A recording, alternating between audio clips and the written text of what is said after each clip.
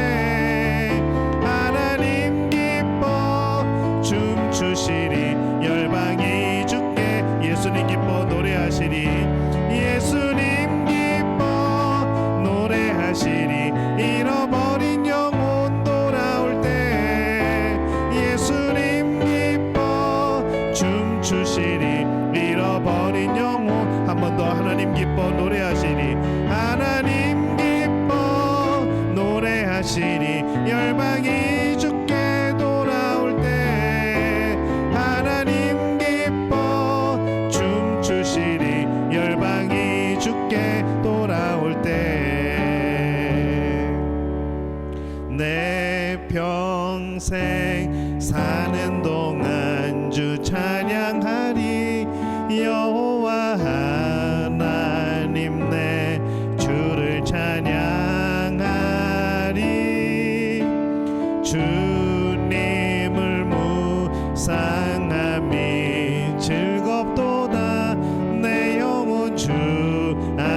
안에서 참 기쁘리. 내 영혼아 주님을 송축하라. 내 영혼아 주님을 찬양하라. 내 영혼아 주님을 송축하라. 내 영혼아 주님을 찬양하라. 내 평생 사는 동안 주 찬양하리. 여호와 하나님 내 주를 찬양하리. 주님을 묵상함이 즐겁도다. 내 영혼 주 안에서 참 기쁘리. 내 영혼아 주님을 송축하라. 내 영혼아 주님을 찬양하라. 내 영혼아 주님을 송축하라. 내 영혼아 주님을 찬양하라. 내 영혼아 주님을, 내 영혼아 주님을 송축하라. 내 영혼아 주님을 찬양하라. 내 영혼아 주님을 송축하라. 내 영혼아 주님을 찬양하라. 오늘 함께 나누실 말씀은 신약성경 갈라디아서 3장 13절 말씀 함께 보겠습니다. 우리 함께 읽습니다. 그리스도께서 우리를 위하여 저주를 받은 바 되사 율법의 저주에서 우리를 속량하셨으니 기록된 바 나무에 달린 자마다 저주 아래에 있는 자라 하였음이니라. 아멘. 할렐루야. 하나님의 은혜가 오늘 이 자리에 함께한 우리 믿음의 가족들에게 놀랍게 역사하시기를 예수님의 이름으로 축원합니다. 계속해서 우리가 신앙생활을 하면서 우리가 기본적으로 알아야 될 것들, 사실은 알고 있지만은 뭔가 조금 정확하게 알지 못하였던 것들에 대해서 함께 한번 기초를 다져보는 그런 말씀을 계속 나눠보고 있습니다. 오늘은 이제 세 번째인데요. 네 번째인가요? 네 번째인가 봅니다. 우리를 구원하기 위해 예수님이 과연 어떤 일을 하셨는가? 오늘 이것을 주제로 가지고 함께 말씀을 나눠보려고 합니다. 자, 먼저 예수님이 하신 일이 이겁니다. 자막이 탁 넘어가면은 제목이 딱 뜹니다. 십자가의 죽음. 갈라디아서 3장 13절 말씀을 다시 한번 읽어보면요.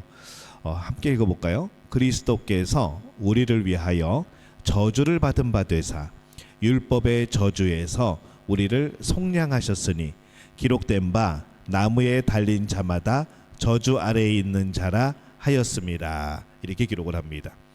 예수님은 우리의 죄를 위해서 십자가에 죽으셨습니다.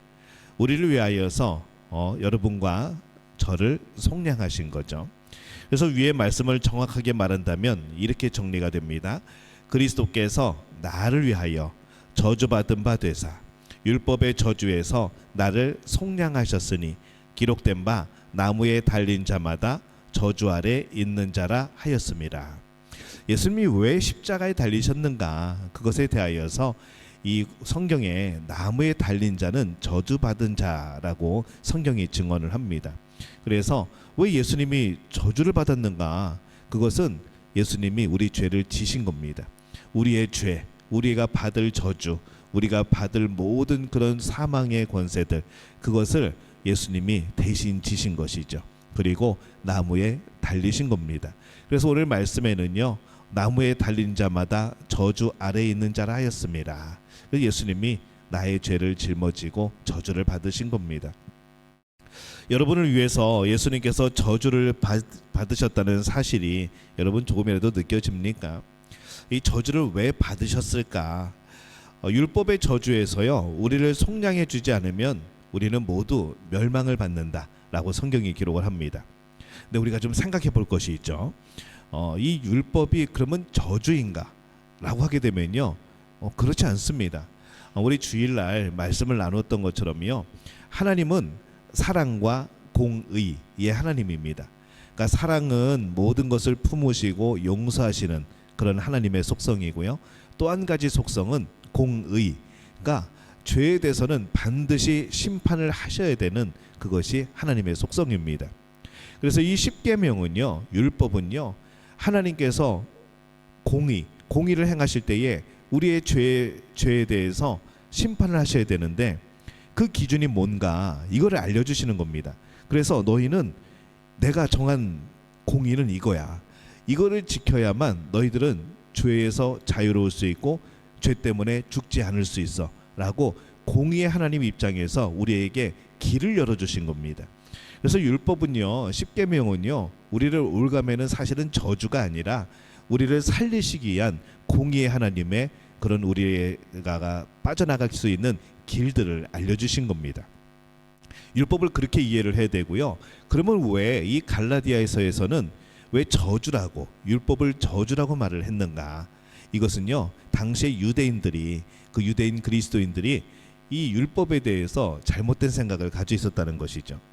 왜냐하면은 이 율법을 그들은 너무나도 기준으로, 가장 중심이 되는 삶의 기준으로 그렇게 살았는데, 그걸 지키며 살았는데, 그것이 지나쳐서 자기의 의의를 드러내기 위한, 내가 똑바로 살고 있다고, 나만 열심히 살고 있다고, 너희들은 율법 안 지키지? 그러면서 나만 구원받을 거야, 이런 식으로 그 율법을 자기를 높이는 데 사용했던 그런 사람들이었다는 것이죠. 그래서 너희들에게 그 율법은 오히려 저주야. 하나님께서 너희가 살 길을 열어주시려고 율법을 주셨는데 너희는 그 율법을 가지고 너희 자신을 높이는 데에 자꾸 사용하는 거야. 그래서 오히려 그 율법 때문에 너희가 죄를 짓게 되어져. 그러니까 너희에게는 율법이 오히려 저주야. 이렇게 설명을 한 겁니다. 근데 우리가 그냥 말씀 그대로 율법의 저주라고 하면은 율법은 나쁜 건가? 율법은 지키면 안 되는 건가? 이런 생각을 하게 되어진다는 것이죠. 그래서 그렇게 된 것이 아닌 것이, 예수님이 오셔서 내가 율법을 폐하러 온 것이 아니고 율법을 완성시키러 왔다고 그렇게 예수님이 말씀을 합니다. 그러면서 우리 십계명의 그 10가지 계명을 2가지로 딱 묶어 주시죠.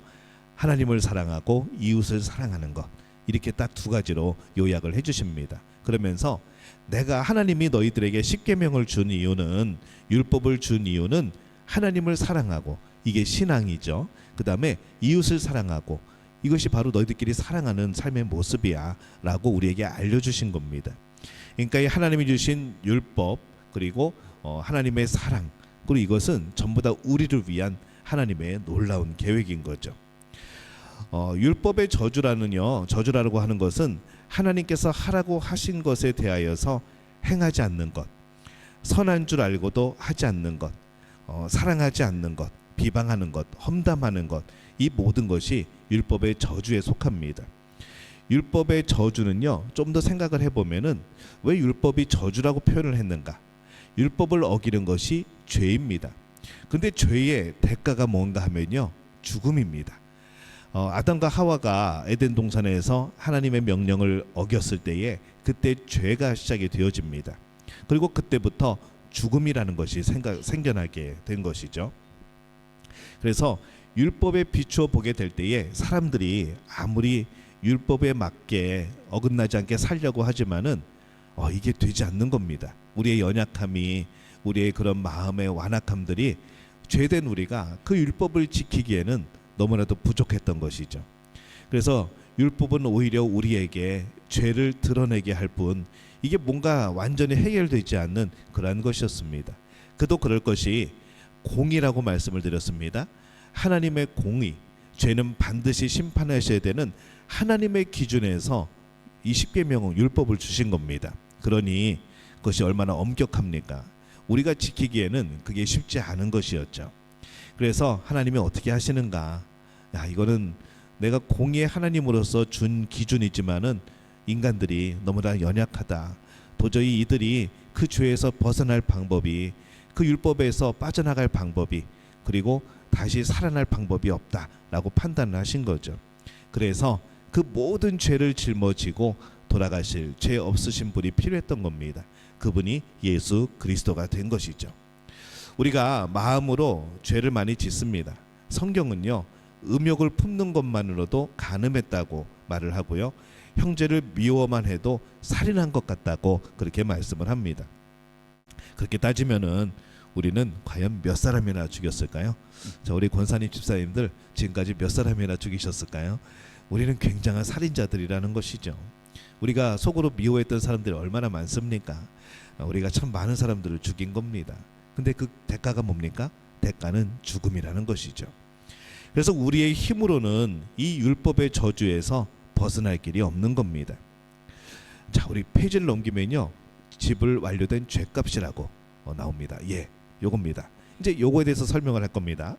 예수님께서 우리가 받을 모든 저주를 예수님이 받으셨습니다. 그래서 성경은 저주를 받은 바 되사라고 선언을 하죠. 내가 받아야 할 모든 저주를 예수님이 대신 다 받으신 겁니다. 그래서 고린도 후서 5장 21절에 보면요, 이렇게 말씀을 해요. 우리 함께 읽어봅니다. 하나님이 죄를 알지도 못하신 이를 우리를 대신하여 죄로 삼으신 것은 우리로 하여금 그 안에서 하나님의 의가 되게 하려 하심이라. 이렇게 말씀을 합니다. 예수 그리스도는요, 죄가 없으신 분입니다. 죄를 알지도 못하는 그분에게 하나님께서는 우리의 죄를, 그리고 2000년 후에 태어난 우리들의 죄까지도 다 예수 그리스도에게 뒤집어 씌운 것이죠. 그 예수 그리스도는 어떻게 되었는가? 정말 죄 덩어리, 우리의 모든 인류의 죄 덩어리가 되어서 십자가에서 돌아가십니다. 그렇게 돌아가시면서 예수님이 십자가 위에서 하신 말씀이 있습니다. 다 이루었다라고 말씀을 하죠. 이 다 이루었다는요, 헬라어로 테텔레스타이라고 그렇게 씁니다. 이 말은 당시에 상업적인 용어였습니다. 어떤 의미인가 하면은 값을 지불했다, 완불되었다. 내가 뭔가를 샀는데 50% 반절 먼저 주고 나중에 반절 주는 게 아니고 완전히 다 준 거죠. 언제 우리 계산 끝난 거야? 라고 하는 그런 겁니다. 완불되었다, 값을 지불했다, 그런 의미이죠. 그래서 예수님이 십자가 위에서 테텔레스타이라고 외치면서 이제 돌아가시는 거거든요. 그 의미가 이제 모든 인류의 죄값을 다 갚았다, 내가 짊어지고 다 지불하였다, 내 생명으로 지불하였다, 그렇게 하시고 숨을 거두신 겁니다. 이 죄값을 지불하고 저와 여러분을 사주신 겁니다. 내가 치러야 될 죄값을 예수님이 대신 지불해 주신 거죠.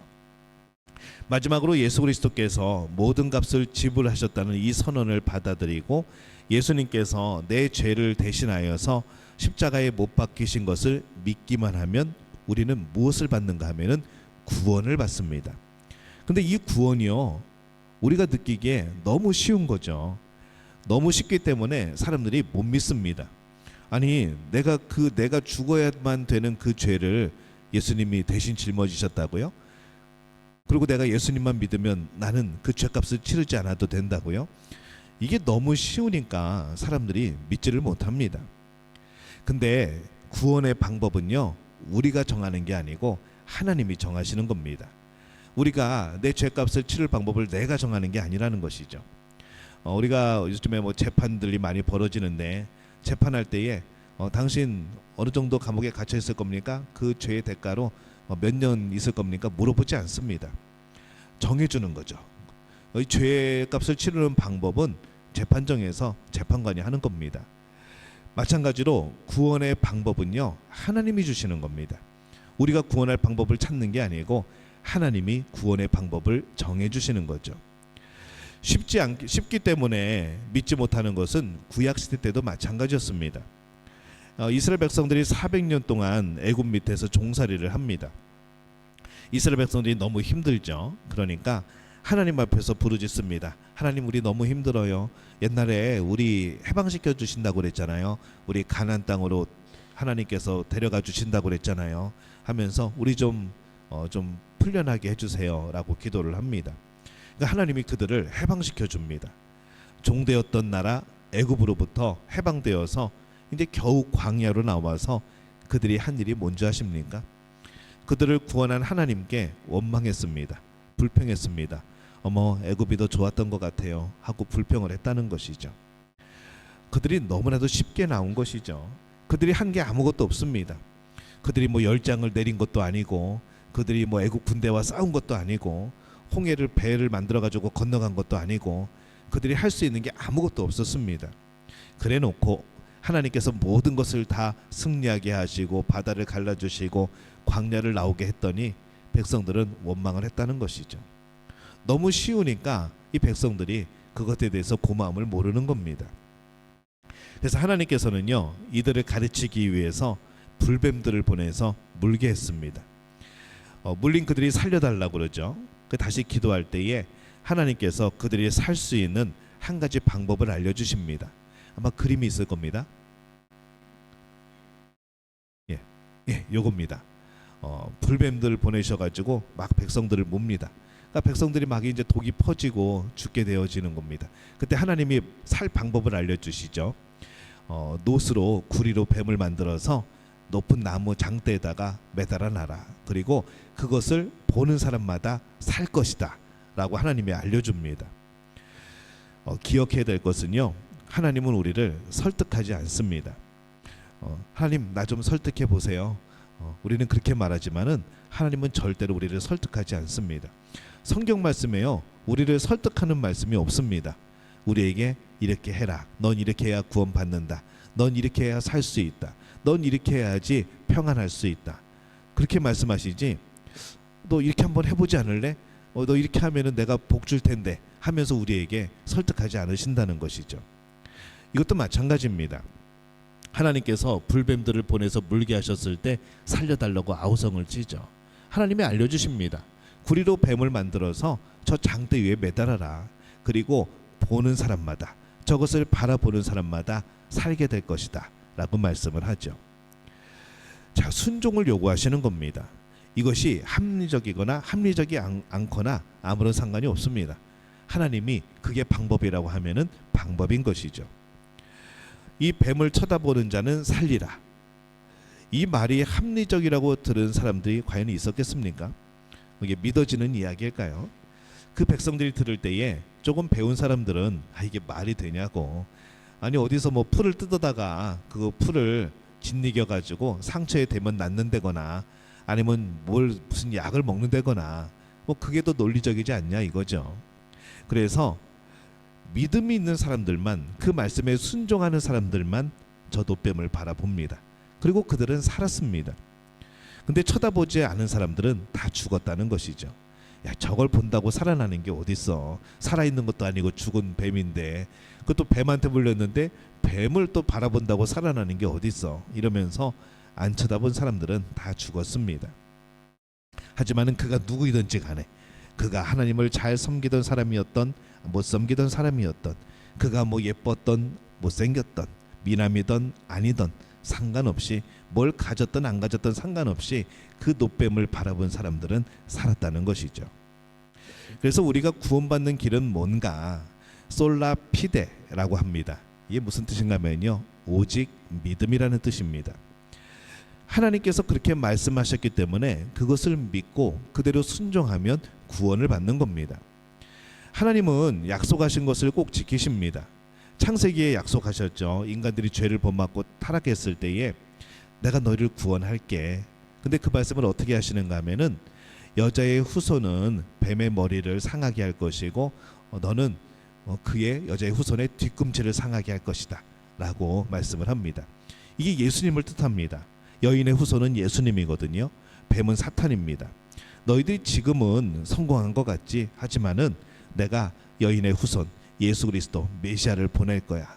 그러면 그 메시아는 너 사탄의 머리를 밟아서 너를 죽일 거야. 너에게서 승리할 거야. 근데 너는 십자가에 그를 매달므로 인해서 발꿈치를 상하게 할 거야. 근데 그게 끝이 아니야. 그는 살아날 거야. 왜냐하면 생명이니까 하고 미리 계획을 하신 거죠. 그래서 내가 구원받기 위해서 할 수 있는 것은 과연 뭔가?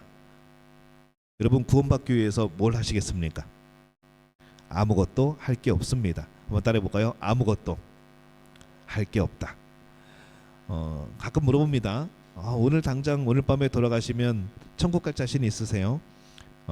모든 대답들이 아직까지도 여러분들도 멈칫멈칫합니다.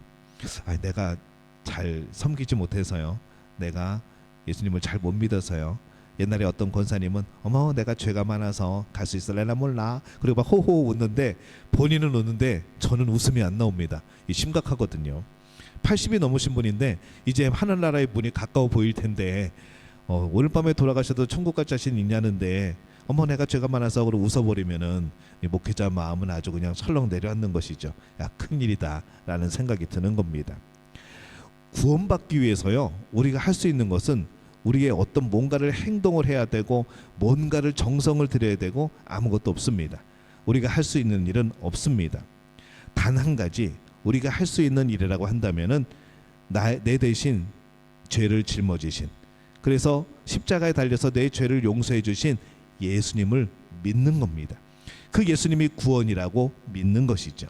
그러면 우리는 구원을 받습니다. 하나님께서는 우리에게 큰 거를 요구하지 않습니다. 왜냐하면 인간 자체가 구원받을 수 있는 방법이 없거든요. 우리 힘으로 구원을 이룰 수 있는 방법이 없습니다. 하나님이 그걸 아시니까 예수님을 우리에게 보내주신 거죠. 그래서 예수님이 십자가에 죽으심으로 우리의 죄가 해결이 되었습니다. 그리고 예수님은요 부활하십니다. 로마서 4장 25절입니다. 우리 함께 읽습니다.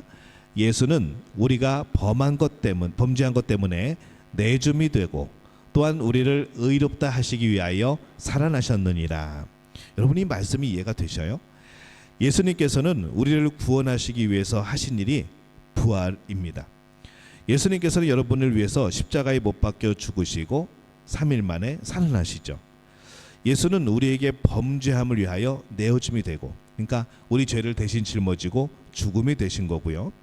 이 말씀은 우리의 죄 때문에 예수님은 십자가에 못 박혀 돌아가셨다는 말입니다. 근데 우리의 죄를 위하여 돌아가셨을 뿐만 아니라요, 우리를 의롭다 하시기 위해서 다시 살아나셨느니라. 이 말씀을 이해를 해야 됩니다. 이 말씀을 이해를 해야 부활절이 기쁨이 되어집니다. 왜 우리를 의롭다 하시기 위하여서 살아나셨을까? 예수님이 살아나셨다는 것은요, 죄의 값은 사망인데 그 사망을 이기셨다는 겁니다. 죄가 해결이 되었다는 것이죠. 더 이상 죄의 대가로 죽지 않아도 된다는 겁니다. 그래서 그 의미로 예수님이 살아나신 겁니다. 그러면은 예수님이 살아나셨다는 것은 뭔가 하면은 더 이상 내가 죄로 인하여서 죄의 삭스로 죽지 않아도 된다는 것이죠. 영원한 생명을 얻을 수 있는 겁니다. 누구를 믿음으로? 예수님을 믿음으로. 그래서 우리가 만약에 예수님이 살아나지 않으셨으면요, 우리의 죄가 용서가 된 건지, 내 죄가 해결이 된 건지, 우리의 죄를 짊어지고 돌아가신 예수님이 그 문제를 다 해결한 건지 알 수가 없다는 것이죠. 예수님이 살아나셨다는 것은요, 예수님이 그 죄를 짊어지고 돌아가셨을 때 죄의 값은 사망인데 그 죄의 값을 다 치르시고 더 이상 사망에 얽매이지 않고 그것에서 자유롭게 살아나신 겁니다. 그러니까 부활절은 뭡니까? 우리의 죄가 용서받은 것을 증명하는 날이 부활절이 되어지는 것이죠. 예수님이 살아나심으로 우리도 예수님 안에서 죄가 나를 사망으로 이끌지 않고 영원한 생명으로 이어지게 하는 그 일이 나에게 이루어졌다는 것이, 그거를 증명하는 날이 바로 부활절인 겁니다. 그래서 오늘 말씀에 아니요 좀 전에 거요. 우리가 범죄한 것 때문에 내줌이 되고 또한 우리를 의롭다 하시기 위하여서 살아나셨느니라. 예수님이 살아나신 것은 바로 우리의 죄가 해결되었다는 증거인 겁니다. 이 말씀은요, 우리의 모든 죄를 십자가에서 사해 주었음을 증명하는 증명서가 되어집니다. 그렇기 때문에 예수의 생명은 나의 생명이 되어지는 거죠. 예수의 부활은 곧 나의 부활이 되어지는 겁니다. 왜냐하면 내 죄를 짊어지고 돌아가셨으니까, 그리고 죄를 해결하시고 살아나셨으니까, 그 생명은 예수님의 생명은 내 생명이고 내 예수님의 부활은 나의 부활이 되는 겁니다. 자, 한번 같이 읽어볼까요? 시작. 예수 생명은 나의 생명, 예수 부활은 나의 부활. 우리는 이것을 믿으시기를 바랍니다. 예수님께서 죽으신 것도 나를 위해서, 예수님께서 살아나신 것도 나를 위해서라는 거죠. 얼마나 우리를 사랑하시는지 죽기까지 사랑하십니다. 그리고 우리를 위해서 다시 또 살아나시고, 예수님은 부활한 육체의 모습으로 잠시 세상에 계셨습니다. 그리고 제자들에게 나타나시죠. 때로는 제자들이 알아볼 수 있는 그런 모습으로, 또 때로는 제자들이 예수님인지 못 알아보는 그런 모습으로 나타나시기도 했습니다. 함께 음식을 드시기도 하고요. 제자들이 두려움에 떨면서 집안에 문 잠그고 있을 때에 그곳에 들어오시기도 했습니다.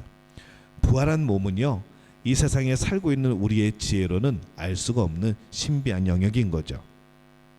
요한계시록에 보면요, 예수님이 다시 오시는 그날에 우리가 예수님의 부활하심에, 예수님이 오심에 우리가 무덤에서 일어나고 막 그런 표현들이 나옵니다. 뭐 고린도후서에도 나오고 그런 표현들이 나오는데, 우리가 어떠한 모습으로 부활하게 될지, 우리가 어떠한 모습으로 예수님을 맞이하게 될지 우리는 알 수가 없습니다. 근데 그 모습은 정말로 기쁨이고 반가움이겠죠. 내가 어떤 형태로 부활하게 되어질까, 내가 어떤 모습으로 예수님 앞에 설까, 이거는요 어떻게 표현할 방법이 없습니다. 예수님께서 부활하신 이후에 뭐 여러 가지 그런 신비한 모습으로 나타나셨고 육체의 모습으로 나타나셨던 그것을 설명할 방법은 없습니다. 우리의 지혜로는 이게 설명이 안 되는 것이죠. 하지만 말씀에는 분명히 우리가 다시 살아나서 예수님을 맞이한다라고 되어 있습니다. 마가복음 16장 19절에 보면요, 이렇게 말씀을 합니다. 함께 읽어봅니다. 주 예수께서 말씀을 마치신 후에 하늘로 올려지사 하나님 우편에 앉으시니라. 부활하신 예수님께서는 제자들과 함께 계시다가 하늘로 올라가십니다. 그리고 지금도 우리를 위해서 뭔가를 하고 계시죠. 주 예수께서 말씀을 마치신 후에, 그 말씀이 뭔가 하면요, 너희는 몇 날이 못 되어서 성령으로 세례를 받으리라. 그리고 너희들은 이 예루살렘 성에 여기서 머물고 있어라. 오직 성령이 너희에게 임하시면 너희가 권능을 받고 예루살렘과 온 유대와 사마리아와 땅끝까지 이르러 내 증인이 되리라. 이 말씀을 마친 다음에 하늘로 올라가십니다. 그리고 하나님 우편에 앉으시니라, 이렇게 말씀을 하죠. 이 승천하신 하늘로 올라가신 예수님은 모든 일을 끝낸 것이 아니라 지금도 우리를 위해서 일하고 계십니다. 어떤 일을 하시는가? 어떤 일을 하셨을까요? 첫 번째는요, 성령을 보내주셨습니다. 그래서 이 마가 다락방에서 사람들이 열심히 기도할 때에 성령이 임하시는 그런 역사가 나타나죠. 약속대로 승천하신 후에 성령을 보내주십니다. 성령이 우리에게 오셨다는 것은 굉장한 복인 것이죠. 우리가 육체의 한계 때문에 못하는 것들이 많습니다. 우리는 열심히 신앙생활하고 싶은데 우리의 몸이 아프면은 신앙생활도 방해를 받습니다. 우리의 육체가 한계가 있기 때문에 열심히 복음을 전하러 가고 싶은데 이게 조금 가다 보면 지친다는 것이죠. 또 밤에는 잠을 자야 되고 먹어야 되고, 이게 뭔가 육체적인 제약이 있습니다. 근데 만약에 예수님이 우리의 육체의 몸을 입고 이 땅에 오셨기 때문에 계속 이 땅에 계셨다고 한다면은 여전히 우리와 똑같은 감정, 똑같은 육체의 한계를 경험하신다는 것이죠. 그래서 오히려 이 성령님은 영입니다. 영으로 오십니다. 그래서 육체가 아니시기 때문에 누구 속에나 또 어느 곳에나 또 함께 계시고 모든 육체적인 한계들을 벗어나신다는 것이죠. 그래서 예수님도 성령이 너에게 오시면은 너희가 더 좋을 거야. 나는 너희를 이렇게 가르치고 육체적인 한계 속에 있지만은 성령이 오시면은 너희 안에서 너희 마음 가운데 역사하실 거야라고 말씀을 합니다. 그래서 이 성령님은 시간과 공간을 초월하시기 때문에 놀라운 역사들이 이곳저곳에서 나타나고 어디에 있든지 함께 하시고 우리의 중심 가운데 역사하시고, 또 성령을 통하여서 우리가 예수님을 믿고 하나님을 아버지라고 부를 수 있고 내가 구원받았다는 확신을 갖게 해주시는 것이죠. 또 예수님께서, 승천하신 예수님께서 우리를 위해 하고 계신 일 두 번째는요, 우리를 위하여 기도하고 계신다는 겁니다. 로마서 8장 34절입니다. 함께 읽습니다. 누가 정죄하리요? 죽으실 뿐 아니라 다시 살아나신 이는 그리스도 예수시니 그는 하나님 우편에 계신 자요 우리를 위하여 간구하시는 자신이라. 이 말씀을 통해서 알 수 있듯이 예수님께서는 하나님의 보좌 우편에서 우리를 위해 기도하고 계십니다. 예수님의 기도는요 어떤 기도인가 하면요 우리와 함께 하신다는 약속입니다. 전심으로 나의 기쁨에 동참하시고 함께 기뻐해 주시고, 우리는 가끔 누가 잘 되면은 배 아플 때가 있죠. 사촌이 땅을 사면 배가 아프다. 그런 속담이 있을 정도니까요. 하지만은 하나님은 예수님은 우리의 기쁨에 동참하십니다. 함께 기뻐해 주시고 내가 고통스럽고 내가 괴로울 때도 함께 그 고통에 함께 계시고 어떻게 할 수 없는 순간에 나를 내팽개치고 도망가시는 분이 아니라 끝까지 그것에 함께 하시는 분이죠. 어린아이에게 걸음마를 시킬 때 보면요 이 부모가 아이의 손을 잡고 걸어갑니다. 그러다가 이제 가끔 보면은 땅에 흙탕물들이 있죠. 물이 고여 있고 그러면 어떡합니까? 아이의 손을 잡고 이렇게 번쩍 들어가지고 아이는 점프하고 건너가게 합니다. 또 그 길을 벗어나면은 다시 또 손을 잡고 그렇게 걸어가고, 그 모습을 보면서요 하나님이 우리를 사랑하시고 이끄시는 방법이 그런 것이 아닌가라는 생각을 해봅니다. 우리를 너무 사랑하시기 때문에 절망의 늪에서 우리가 스스로 갈 수 없을 때에 하나님이 우리를 도우신다는 것이죠. 우리를 번쩍 들어서 품에 안고 그 험한 곳을 건너가시고, 주님의 발은 흙탕물이 묻고 또 여러 가지 아픔이 있겠지만은 우리를 그렇게 보호하시는 겁니다. 예수님은 십자가에 못 박히신 사건도 그러한 사건이죠. 우리를 포기하지 않으시고 예수님을 대신 십자가에 못 박혀 죽게 하시고 우리를 구원하신 하나님, 우리를 불쌍히 여기시고 가까이에서 위로하시고 우리를 위해 말할 수 없는 탄식으로 기도하시는 분, 바로 그분이 하나님이고 예수님이고 성령님이라는 거죠.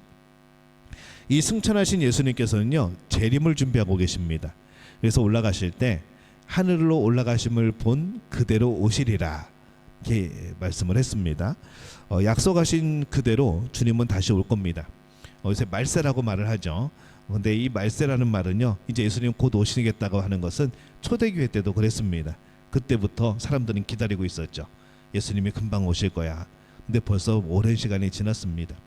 근데 기억해야 될 것은요 하나님의 시간하고 우리의 시간은 다릅니다. 우리는 2000년 지났다고 말을 하지만은 하나님은 그 시간 안에 계시는 분이 아니거든요. 그래서 우리의 그런 2000년이 하나님에게는 2000년이 아닐 수도 있습니다. 그냥 잠깐의 순간일 수도 있는 것이죠. 그래서 언제 오실지 모릅니다. 만약에 어디선가 예수님이 몇 월 며칠 몇 시에 어디로 오신대 그러면은 그냥 웃어주시길 바랍니다. 그거는 이단이거나 아니면은 좀 병원에 가서 상담을 받아야 될 그런 사람이죠. 아무도 모릅니다. 예수님이, 그래서 우리는 항상 이 재림의 신앙, 우리 중생성결 신유 재림의 신앙을 가지고 있어야 되는 거죠. 언제 오실지 모르기 때문에 예수님 안에서 살아가고 항상 성결하게 살아가고 그렇게 깨끗하게 살아가는 우리의 삶이 필요합니다. 그래서 예수님이 다시 오실 때에 기쁨으로 달려나가야 되겠죠. 죄가 있으면요 기쁨으로 못 달려나갈 겁니다. 왜냐하면 들킬까봐. 내 죄는 내가 아니까 내가 이것을 가지고 어떻게 예수님을 맞이해? 예수님 앞에 달려나가면 예수님이 금방 알아볼 텐데 어떡하지? 하면서 머뭇거리게 될 거라는 것이죠. 그래서 늘 우리 자신의 죄를 살펴보고 회개하고 그렇게 우리가 준비되었을 때에 예수님이 오시면 그때 달려나갈 수 있는 겁니다. 그렇게 날마다 이 재림의 신앙을 가지고 살아야 하는 거죠. 예수 그리스도는요 우리를 위해 십자가에 못 박혀 돌아가셨습니다. 그리고 3일 만에 부활하셨습니다. 그리고 40일 이후에 승천하셔서 우리에게 성령을 보내주시고요 우리를 위하여 아름다운 하나님의 나라를 예비하고 계십니다. 그 예수님이 바로 우리의 구원자입니다. 그래서 이 사실을 받아들이면 우리는 놀라운 복을 얻게 되어지는 거죠. 자, 우리의 구원을 위해 예수님이 하신 일 한번 쭉 읽어봅니다. 시작. 십자가에서 죽으심, 부활의 승리, 승천의 영광, 성령을 보내심, 우리를 위해 기도하심, 그리고 다시 오실 거라는 것이죠. 우리가 예수님이 나를 위해서 무엇을 하셨는가, 우리 말씀을 통해서 정말 예수님은 우리를 위해서 큰 일을 하신 겁니다. 나를 살리신 겁니다. 내 죄를 대신 지신 겁니다. 그리고 의를 우리가 의롭다 부활로서 확증해 주신 거죠. 그리고 지금도 하나님 우편에서 우리를 위해서 기도하고 계시고, 성령은 우리 안에서 예수님을 잘 믿을 수 있도록 돕고 계시고, 또 예수님이 다시 오시는 그날에 우리는 그 예수님을 만나보게 될 겁니다. 이 신앙을 가지고 날마다 우리의 삶이 이 예수님의 희생을 통하여 얻어진 귀한 삶임을 기억하고 감사하는 우리 모두가 되어지시기를 예수님의 이름으로 축원합니다.